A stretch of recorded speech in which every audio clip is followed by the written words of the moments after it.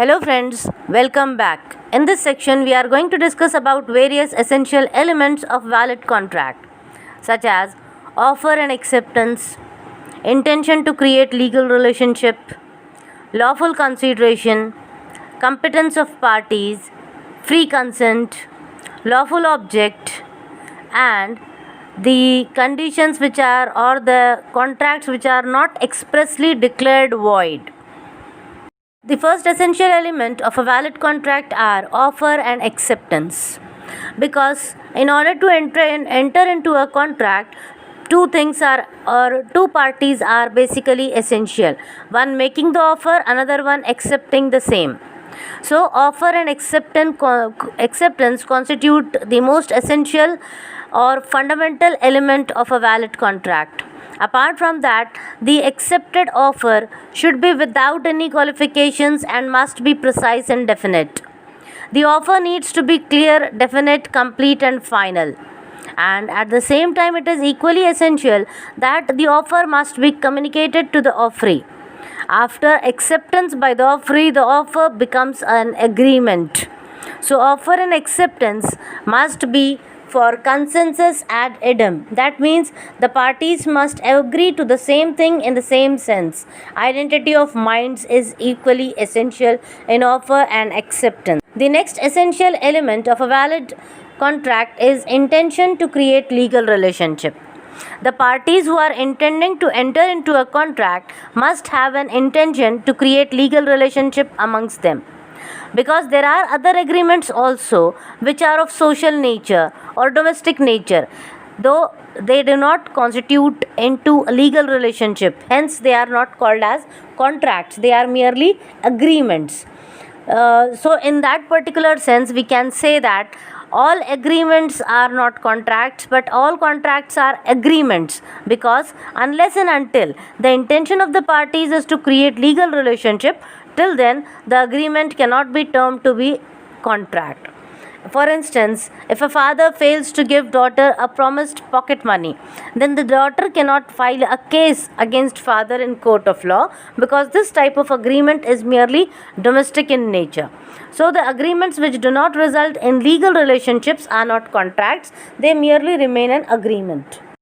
The next essential element of a valid contract is lawful consideration, which is defined under Section 2D of Indian Contract Act.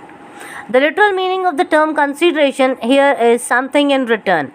Whenever a party enters into a contract or makes an agreement, then it has to be supported by consideration. At the same time, one thing is essential, that the consideration must be lawful as well as real. With an example here, it can be cited that, for example, A agrees to sell his car to B for a particular amount of money. Here B promises to pay the decided amount for consideration. So here A's promise to sell the car is a consideration for B, and B's promise to pay the amount is consideration for A. There are certain essential elements of consideration also, such as it must be passed at the request of the offerer, it must move from a promisee or any other person, but it need not be adequate. It must just be lawful and real. The consideration can further be classified into various types, such as past, present, future, real, and other, and unlawful. So let us discuss one by one. Past consideration. Past consideration is something which is completely done or foregone or suffered before making the agreement. In case of present consideration, it moves simultaneously from both the parties, that is from the promiser to the promisee and vice versa. In case of future consideration, it is a promise to do or abstain from doing something in future. It is executory consideration, also called as future consideration. The next one is unreal consideration, which exists only in words, not in reality. Such consideration is called as unreal consideration for a promise. For example, A promises to B to pay rupees 2000 on a particular day, in consideration for the promise by B to pay rupees 500 at the same time. The consideration is illusionary, it is not real, and the promise will be regarded as gratuitous payment by A to B rupees 1500. The unlawful consideration is defined under section 23 of the Act, which means the consideration which is not lawful, which is forbidden by law, as it defeats any other provision of law, or if it is fraudulent, or even if it involves or implies injury to the person or property of another. It is considered as immoral or opposed to public policy by the court. In all such circumstances, the consideration will be called as unlawful consideration. Here we can cite an example. For example, if A, B, and C enter into an agreement for dividing amongst them the gains which they will be acquiring by committing a fraud, then here the object itself is unlawful, or the consideration is not legal. So the agreement itself is void. So the consideration will be considered as unlawful consideration. However, usually all the contracts, when they are entered into, consideration is the most essential element. But there is an exception to this particular clause also. Under section 25 of Indian Contract Act, the exceptions when agreements can be made without consideration or contract can be termed as valid even without consideration are described. There are three certain exceptions, such as when the contract is entered into between two parties who are connected with each other due to natural love and affection. For example, father and son, mother and daughter, or sisters, brothers, likewise. Apart from that, the second exception is a contract which is entered into on the basis of past voluntary service, for which consideration is past. And the third exception is time barred debt. Now, time barred debt here refers to, as per Limitations Act, for any contract to be completed, and in case of its violation, 3 years time period is given when the party can take action. But if the party fails to do so, then he is not having the liberty or opportunity to sue. So in such case, the party who has committed the wrong or who has failed to pay the debt within the prescribed or stipulated time limit period promises again to pay back the debt. That debt is considered as time barred debt. So these are the three exceptions when even without consideration the contract will be valid contract. The next important element of a valid contract is competence of the party. There are certain requirements for a valid contract. First one is that the parties must be major. That means the age should be above 18 years. The second essential requirement is that the person must be of sound mind at the time of entering into a contract. He must not be a lunatic idiot likewise. And third thing is that the person must not be disqualified under any law to which he is subject. These three types, if they are fulfilled, then the parties are considered to be competent enough to enter into an agreement. However, there are certain disqualifications also. That means if any of this thing is present in an individual, then he or she is disqualified by law from entering into a contract, such as if a person is minor, that is if he or she is below 18 years of age, or if a person is of unsound mind, or if a person is idiot, lunatic, or the people who are under the influence of drug, they too are considered as incompetent to enter into a contract. There are certain persons who are disqualified by law from entering into contract. Who are they? They are an alien enemy. An alien enemy refers to the enemy or to a person who is a citizen of a country which is other than our national, or that is another country of which our country is not having good terms or relations with, or is at war. The second classification of the disqualified person is a convict. Convict means a person who has been convicted for an offense. The third one is insolvent. Insolvent means the person who has not been discharged from charges of bank insolvency or likewise.